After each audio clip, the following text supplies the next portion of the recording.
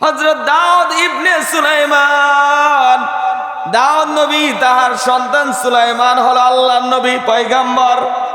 সুলাইমান আলাইহিস সালামের বাবা দাউদ নবীর 4 জন পুত্র সন্তান ছিল। সবাই বাদশাহত্ব নেবে। বড় ছেলে বলে আমি হলাম বাবার বড় ছেলে, আমি হয়ে যাব বাদশাহ।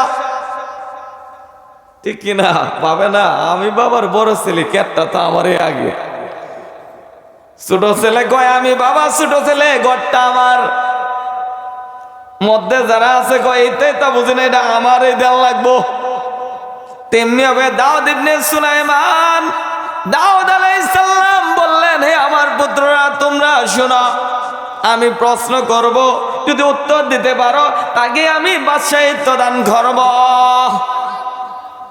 বড় ছেলেকে বলল, বাবা বলো সবচাইতে কাছে কোন জিনিস? বলতে পারে না। সবচাইতে দূরে কোন জিনিস? জানে না। সবচাইতে বেশ সস্তা কোন জিনিস? এটাও জানে না। রাজ্য চালাইবা কেমনে? একের পরে 1 2 3 ছেলে বলতেছে, গো বাবা এই প্রশ্নের উত্তর যদি দিতে হয় তাহলে আমার ভাই সুলাইমান ছাড়া আমরা দিতে পারবো না। কে দিতে পারে? সুলাইমান। বিশ্ব শাসন করছে, অলরাউন্ডার। বিশ্ব শাসন করছেন 4 জন মানুষ। 2 জন হলো কাফের, 2 জন হলো মুসলমান। 2 জন মুসলমানের মধ্যে 1 জন হলো বাদশাহ সুলাইমান, আর 1 জন হলো বাদশাহ জুলকারনাইন সেকান্দার। সুবহানাল্লাহ বলবেন না? এরা বিশ্ব শাসনকর্তা। আর 2 জন হলো কাফের। 1 জন হলো বাদশাহ নমরুদ, আরেকজন হলো বুকতে নাসর। বলেন নাউজুবিল্লাহ। আজকে বাদশাহ নমরুদ আছে, আছে, বুকতে নাসর আছে, কিন্তু সুলাইমান আলাইহিস সালামের নাম সবাই আলাইহিস সালাম নবী মানে। ঠিক কিনা? সুলাইমান পয়গম্বরকে আল্লাহ পাক এত ক্ষমতা দিয়েছিলেন, একটা সিংহাসন ছিলেন। ওই সিংহাসনটা কোনো মেশিন নয়, ইঞ্জিন নয়, কোনো পাওয়ার টিলারের মতো মেশিন নয়, বিমানের মতো নয়, হেলিকপ্টার নয়। এই তক্তার মধ্যে যখন বসতেন এমনিতে আল্লাহ তাআলার হুকুমের মধ্যে এটা উড়ে নিয়ে যেতেন। সুবহানাল্লাহ বলেন। বাদশাহ সুলাইমান আলাইহিস সালাম উনি যখন উড়ে যাইতেছেন, উনার উপর দিয়ে পাখিগুলা উনাই ছায়া দিয়ে নিয়ে যাইতেছেন। এবার বোঝেন, পাখিগুলা ছায়া দিয়ে বাদশাহ সুলাইমানকে ছাতির মতো নিয়ে যাচ্ছেন। উনার বাদশাহের মধ্যে এই পাখিও সুলাইমান নবীর কথা মানতে বাধ্য। যখন যাইতেছেন হঠাৎ করে একটু সূর্যের আলো ওনার শরীরের মধ্যে পড়ে গেলেন। উপরের দিকে তাকাইলেন, তাকানোর পরে দেখেন একটা পাখি এই জায়গাটার মধ্যে না থাকার কারণে ওই ছিদ্র দিয়ে বাদশাহ সুলাইমান পয়গম্বরের শরীরের মধ্যে সূর্যের আলো পড়তেছে। উনি ডাক দিলেন হুদহুদ পাখিকে, জোরে আওয়াজ দিলে ধমক দিয়ে ডাকলেন। এই হুদহুদ পাখি সুলাইমান পয়গম্বরের আওয়াজ শুনে দৌড়ে আসলেন, এসে ভয় পেয়ে গেলেন। সুলাইমান আলাইহিস সালাম ধমক দিলেন, তুমি কোথায় গিয়েছিলা?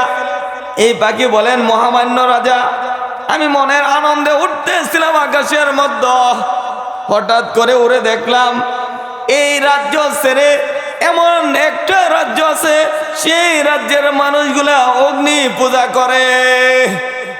নাউজুবিল্লাহ বলেন। অগ্নি পূজা করে, অগ্নি পূজা। বাদশাহ সুলাইমান আল্লাহর নবী, আল্লাহর ইলহামের দাওয়াত দেয়, কালিমার দাওয়াত দেয়, আর কবর দিছে কি?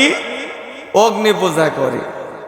এই রাজ্যের রানী হলো বিলকিস রানী, অনেক সুন্দরী মহিলা। এই রানী অগ্নি পূজা করে, মানুষদেরকে অগ্নি পূজার জন্য তাহারা আকর্ষণ করে। বাদশাহ সুলাইমান পয়গম্বর এই কথা শোনার পর তিনি তাকে একটা চিঠি লিখে এখানে পাঠাইলেন, অগ্নি পূজার করা যাবে না। আল্লাহ নবী সুলাইমান পয়গম্বরের যে আল্লাহর কথা মানে দাওয়াত দেয়, সেই আল্লাহ তাআলার কালিমা দ্বারা গ্রহণ করতে হবে, অন্যথায় তাদের বিরুদ্ধে সুলাইমান পয়গম্বর যুদ্ধ ঘোষণা করবে। বুঝতেছেন কথা? সুলাইমান পয়গম্বরের নিকট বিলকিস রানী কিছু হাদিয়া পাঠাইলেন, কিছু সোনা রূপা হাদিয়া দিলেন, যাতে করে এই সুলাইমান পয়গম্বর তার সঙ্গে যুদ্ধ না করে। লোকদেরকে নিয়ে যখন এই সম্পদ হাদিয়া পাঠাইলেন, জিন জাতির মাধ্যমে সুলাইমান পয়গম্বর জানতে পারলেন এই লোকেরা আসতেছে আপনার জন্য উপঢৌকন নিয়ে। কি সোনা রূপা? উনি মাটিকে হুকুম করে দিলেন জিনদের মাধ্যমে, এই মাটি সোনাতে পরিণত করে দাও। রাস্তাগুলা সোনা দ্বারা বানাইলেন, স্বর্ণের ইট ফেলে রাখলেন রাস্তায়, রাস্তায় স্বর্ণের ইট। এখন এইগুলা নিয়ে তো জানতে হবে কি ব্যাপার। জানাইলো কি দিছ এই গেল মহামান্য রানী, আপনি যে হাদিয়া পাঠাইছেন এইগুলা সুলাইমান পয়গম্বরের রাজ্যর মাটির মধ্যে রাস্তায় পড়ে আছে। এখন মূল্য কি? বাদশার নিকট মূল্য আছে এগুলা। এবার দেখা করার জন্য চিন্তা করলেন সুলাইমান পয়গম্বরের সিংহাসন, এই সিংহাসনের মধ্যে সুলাইমান পয়গম্বর বসে থাকবেন। বিলকিস রানীর সিংহাসনটা নিয়ে আসার জন্য জিন জাতিদেরকে হুকুম দিলেন। এক একজন মানুষ, এক একজন জিন এক একটা সময়ের কথা বললেন। কার আগে কত সময়, কেউ 10 মিনিট, কেউ 15 মিনিট, এইরকম কথা বলতেছেন। আরেকটা বড় জিন এসে বলে, হে বাদশাহ সুলাইমান, তোমার একটা চোখের পলক পড়তে যত সময় লাগে তার আগে আমি এই বিলকিস রানীর সিংহাসনটা নিয়ে তোমার নিকট আনতে পারবো। আল্লাহু আকবার বলেন। চোখের পলক মারতে কয় মিনিট লাগে? কয়েক সেকেন্ড, 1 সেকেন্ডও নয়, আরো অনেক কম।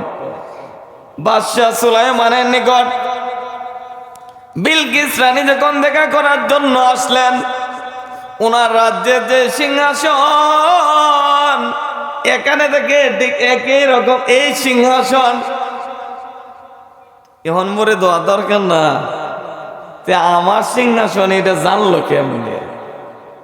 এই ডিজাইন, এই কালার, একই কইরা তো কোনো ভেদাভেদ নাই।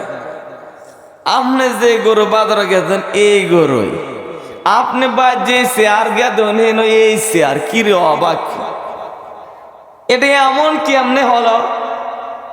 টেনশন, চিন্তায় পড়ে গেলেন। কিন্তু বলাও তো জানে এই সুলাইমান আলাইহিস সালাম এত দূর থেকে আমার চেয়ার এই ডিজাইন এটা কেমনে বানাইলো? তো আইসে বানাইছে না, হেডে আনছে কে?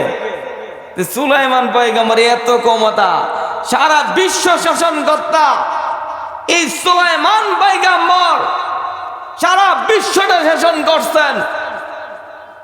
আরেক ব্যক্তি সাধারণ মানুষ, এই সুলাইমান পয়গম্বর যখন প্রাসাদটা উড়ে নিয়ে যাচ্ছেন, এক সাধারণ কৃষক দেখে উপরে তাকে যখন দেখে সুলাইমান পয়গম্বর উড়ে যাইতেছে, তিনি বললেন সুবহানাল্লাহ, আল্লাহু আকবার, আল্লাহ মহাপবিত্র।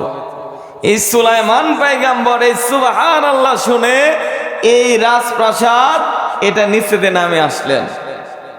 এই ব্যক্তি ভয় পেয়ে গেলেন, কি ব্যাপার, উনি উড়ে যাচ্ছেন আর আমি শুধু একবার সুবহানাল্লাহ বললাম, উনি এই আকাশ থেকে নেমে গেলেন, না জানি আজকে আমার কি হয়। সুলাইমান পয়গম্বর এসে বলেন, আপনি কি শব্দ উচ্চারণ করেছেন? লোকটা বলল, আমি সুবহানাল্লাহ শব্দটা আমি ব্যবহার করলাম। দাউদ ইবনে সুলাইমান বলেন, তুমি জানো না এই সুবহানাল্লাহ আল্লাহ তাআলার নিকট মূল্য কত? আমি দাউদ ইবনে সুলাইমান, রাজপ্রাসাদ একদিন শেষ হয়ে যাবে, তারপরও তোমার সুবহানাল্লাহ কোনোদিন শেষ হবে না। আল্লাহু আকবার। এবার বোঝে একবার সুবহানাল্লাহর দাম কত। আমরা তো সময় অযথা খালি গাল গল্প, বসে কার কত বদলাম, চা খায় হুঞ্চ হল্লা সেরি হল্লা সেরা এই অমু সেরা এই করছে, সারাক্ষণ এই বদলা। অন্যর গিবত, যেই গিবত বলা হারাম, এটা হয়েছে বর্তমানে আরাম। ওয়াজ মাহফিলের মধ্যে গিবত বলেন খুব খুশি, বদলাম কইলে খুব খুশি, শ্রোতা লিল্লাহি তাকবীর আরম্ভ, বদলাম কই তাহলে। এই মাহফিল গুলা তাফসিরের মাহফিল, কোরআন হাদিসের মাহফিল। এই মাহফিলে আপনার কোনো দলাদলি চলবে না। এই কোরআন কোন আওয়ামী লীগের নয়, বিএনপির নয়, জামাত ইসলামীর জন্য নয়। এই কোরআন হলো সার্বজনীন সমস্ত মানুষের জন্য। এই কোরআন বিক্রয় করে টাকা খাওয়া হারাম। কোরআনের একটা হরফের মূল্য সপ্তম আকাশ জমিন বিক্রয় করলেও হবে না। বুঝতেছেন মূল্য কত? 1-2 টাকা নাকি 1-10 খানি ক্ষেতের দাম নাকি? কোরআনের একটা হরফের মূল্য সপ্তম আকাশ সপ্তম জমিন মিললেও একটা হরফের মূল্য দাম হবে না। আল্লাহু আকবার। এই কোরআন এমন একটা বিষয়, এই কোরআন আপনার পক্ষে অথবা আপনার বিপক্ষে সাক্ষ্য দেবে। আপনার পক্ষে অথবা আপনার বিপক্ষে সাক্ষ্য দেবে। এখন যারা আমরা কন্টাক্ট করে ওয়াজ করি, 1 লক্ষ টাকা দিলে যাই আম, 50,000 দিলে যাই আম, 70,000 দিলে যাই আমার যত দেওয়া যায় কাল অত হাঁটাই যায়। বুঝতেছ? আমরা কই ওই হুজুরে আনবাই, মানছে বরিয়ে যাইব, অভাব থাকতো না। মানছে কি হইব? বরিয়ে যাইব। এই কোরআন বরার দরকার নাই গা। এদেরকে দ্বারা ওয়াজ করালে বিন্দু মাত্র হেদায়েত হবে না। আল্লাহ পাক সূরাতুল ইয়াসিনের মধ্যে বলেন, ইত্তাবিউনি মান লা ইয়াসআলুকুম আজরান ওয়া হুম মুহতাদুন।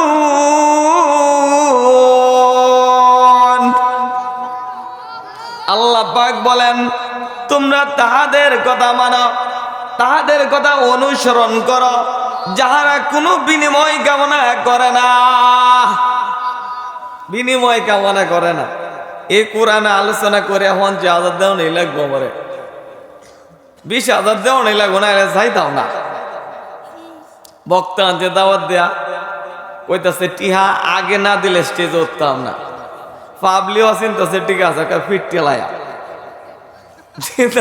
ফিটটা সাইজ করে আছে। এই কোরআন আল্লাহর, ইচ্ছে করলে এই কোরআন এলেম কিনতে পারা যায় না। আল্লাহ পাক যাকে ইচ্ছে যাহার মঙ্গল কামনা চান তাহাকেই কেবল কোরআনে জ্ঞান দান করেন। এই কোরআনটা ওহী প্রদত্ত জ্ঞান। আল্লাহ পাক যাহার মঙ্গল চান তাহাকেই কেবল কোরআনের তো জ্ঞান দান করেন। সুবহানাল্লাহ বলেন। এই জিনিস কিনা যায় না। আপনার সন্তান হাফেজে কোরআন বানাইতে হলে মাদ্রাসায় ভর্তি করাইতে হবে। আপনার ছেলে তাফসীর কারক বানাইতে হলে মাদ্রাসায় সার্টিফিকেট নিতে হবে। মুফতি মুয়াসসির যদি হতে হয় মাদ্রাসায় পাই টু পাই লেখাপড়া করে সনদ অর্জন করে তাফসীর মাহফিলে এসে বসতে হয়। এটার সঙ্গে টাকার কোনো মূল্য নাই। আপনার ছেলে মূর্খ মানুষ বিদেশে পাঠাইছেন, মাসে 1 লক্ষ 2 লক্ষ টাকা বাড়ি গাড়ি সাঁট করে নিচ্ছেন, ভাবতেছেন অনেক মূল্য, নেবার কখনো না।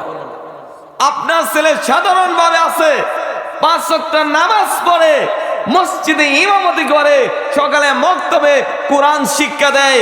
আল্লাহ রাসূল সাল্লাল্লাহু আলাইহি সাল্লাম বলেন, খায়রুকুম মান তাআল্লামাল কুরআন ওয়া আল্লাম।